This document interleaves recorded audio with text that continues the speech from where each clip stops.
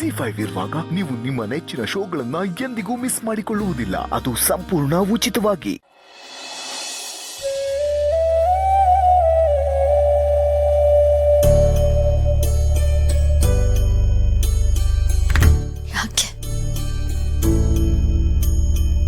ಯಾಕೆ ನನಗಿಂತ ಪರೀಕ್ಷೆ?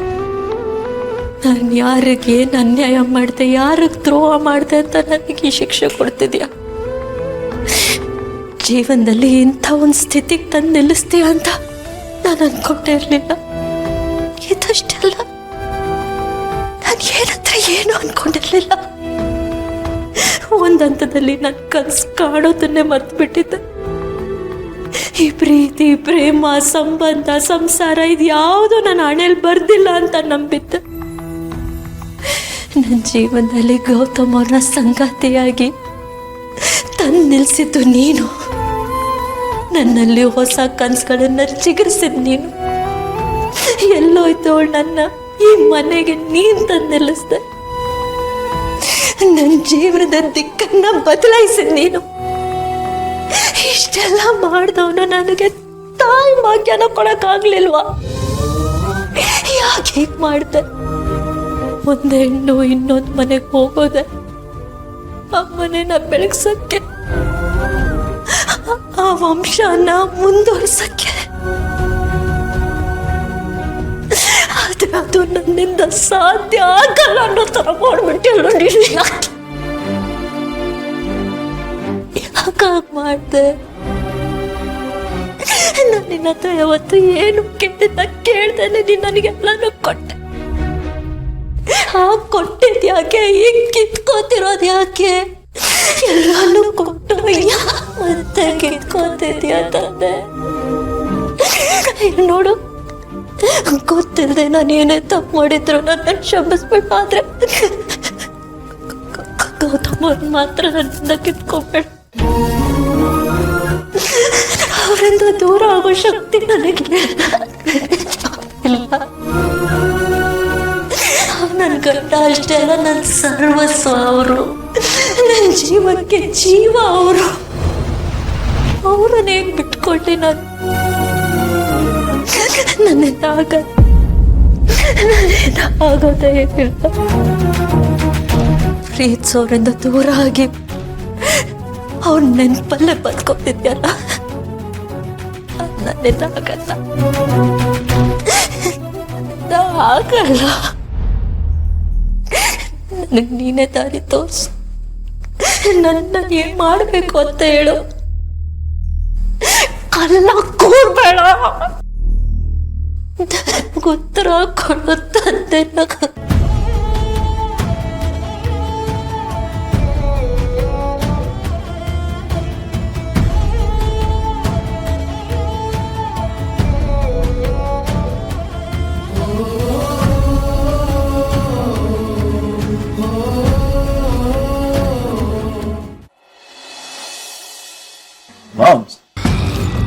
ಮಾಮು ಸಿಕ್ಕಾಬಟ್ಟೆ ಖುಷಿಯಾಗಿಲ್ವಾ? ಏನ್ ಸಮಾಚಾರ? ಅದು ಅಂತಿಂತ ಖುಷಿ ಅಲ್ಲ ಕಣ. ಹುಲಿನೋ ಸಿಂಹನೋ ಬೇಟೆಯಾಡಿ ಹೊಟ್ಟೆ ತುಂಬ ತಿಂದು ನೆಮ್ಮದಿಯಾಗಿ ಸಂತೃಪ್ತಿಯಿಂದ ತನ್ನ ಮೀಸೆಯನ್ನೇ ತಾನೇ ನೆಕ್ಕೊಳ್ಳುತ್ತಾ ನೆರಳಲ್ಲಿ ಮಲಗ್ತಿರುತ್ತಲ್ಲ, ಅಂತ ಖುಷಿ. ಇದರಲ್ಲಿ ನೆಮ್ಮದಿ ಪ್ಲಸ್ ಸಮಾಧಾನ ಪ್ಲಸ್ ಸಂತೃಪ್ತಿ ಎಲ್ಲ ಅಡಕೊಂಡಿದೆ ಕಣೋ. ನಮ್ಮ ಈಗ ತಾನೇ ಯಾವುದೋ ಒಂದು ಬೇಟೆ ಮುಗಿಸ್ಕೊಂಡ್ ಬಂದಿದ್ದಾಳೆ, ಅದೇ ಖುಷಿಲಿದ್ದಾಳೆ. ಕರೆಕ್ಟಾಗಿ ಗೆಸ್ ಮಾಡಿದ್ಯಾನ? ನೋಡಿದ್ಯೋ, ನಾನು ಹೇಳಿಲ್ವಾ? ಸಿಸ್ಟರ್, ನೀನು ಉರುಳಿಸಿದ ದಾಳ ವರ್ಕೌಟ್ ಆಯ್ತಾ ಹೇಗೆ? ನಾನು ಉರುಳಿಸಿದ ಮೇಲೆ ಆ ದಾಳ ಕೆಲಸ ಮಾಡಲೇಬೇಕಲ್ವಣ್ಣ. ನಿನ್ನೆ ರಾತ್ರಿ ಭೂಮಿ ಕಾತ್ರ ನಾನು ಮಾತಾಡಿದೆ. ಹೌದಾ? ಏನಿಂದ ಅವಳೇನು ಹೇಳ್ತಾಳಣ್ಣ, ನಾನು ನೀಟಾಗಿ ಹೇಳ್ತಾ ಹೋದೆ. ಅವಳು ಬ್ರೈನ್ ವಾಶ್ ಮಾಡಿದೆ. ಸೆಂಟಿಮೆಂಟ್ ಅನ್ನೋದನ್ನ ಇಟ್ಕೊಂಡು ಎಲ್ಲಿ ಹೊಡಿಬೇಕೋ ಸರಿಯಾಗಿ ಅಲ್ಲಿ ಹೊಡೆದೆ.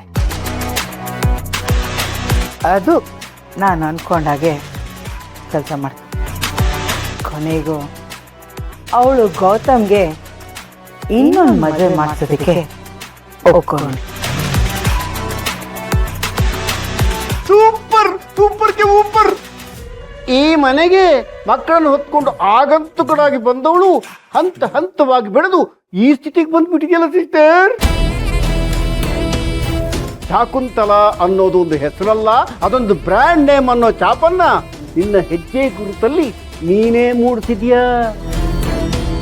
ಒನ್ ಆ್ಯಂಡ್ ಓನ್ಲಿ ಶಕುಂತಲ ಅಂದ್ರೂ ತಪ್ಪಿಲ್ಲ. ಅಷ್ಟು ಗ್ರೇಟ್ ಕಣಮ್ಮ ನೀನು. ಒಂದು ನಿಮಿಷ, ಮಾಮ್ಗೆ ಬಿಲ್ಡಪ್ ಕೊಟ್ಟಿದ್ದು ಸಾಕು. ನಾವ್ ಯಾಕೆ ಮುಂದಿನ ಯೋಚನೆ ಮಾಡ್ತಿಲ್ಲ ಅಂತ. ಇದು ಹೀಗೆ ಇರಲ್ಲ.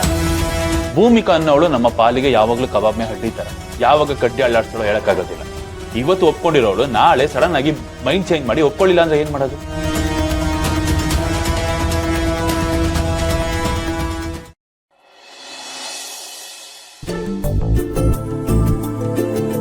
ಏನಾಯ್ತು?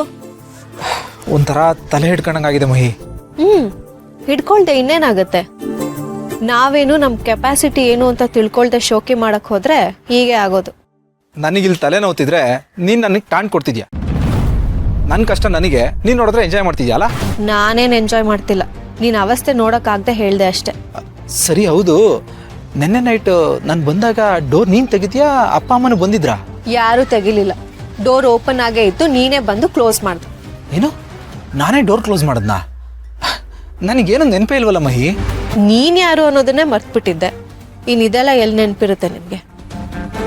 ಜೀವ, ಡ್ರಿಂಕ್ ಮಾಡೋದು ಮಿಸ್ಟೇಕ್ ಅಂತ ಹೇಳ್ತಾ ಇಲ್ಲ, ಬಟ್ ಹಾಗ ಮನೆಗೆ ಬರೋದು ಅಲ್ಲ ಜೀವ. ಇದೆಲ್ಲ ನೀನು ಟ್ರೈಯೇ ಮಾಡಿಲ್ಲ. ನಾನೇ ಎಷ್ಟೊಂದು ಸರಿ ಪಾರ್ಟಿಯಲ್ಲಿ ಟ್ರೈ ಮಾಡು ಅಂತ ಹೇಳಿದ್ರು ಇಲ್ಲ ನನಗೆ ಜ್ಯೂಸೇ ಸಾಕು ಅಂತ ಹೇಳ್ತಿದ್ದವನು.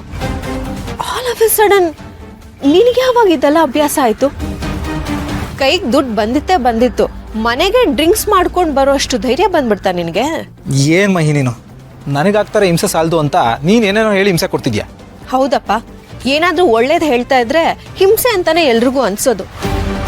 ಅಲ್ಲ ಜೀವ, ನೆನ್ನೆ ನೀನು ಆ ಪರಿಸ್ಥಿತಿಯಲ್ಲಿ ಮನೆಗೆ ಬಂದಾಗ ನಾನಿದ್ದೆ ಓಕೆ. ಅದೇ ಪ್ಲೇಸಲ್ಲಿ ಅತ್ತೆನೋ ಮಾವನೋ ಇದ್ದಿದ್ರೆ ಸಿಚುಯೇಷನ್ ಏನಾಗ್ತಿತ್ತು ಅಂತ ಯೋಚನೆ ಮಾಡಿದ್ಯಾ ನೀನು?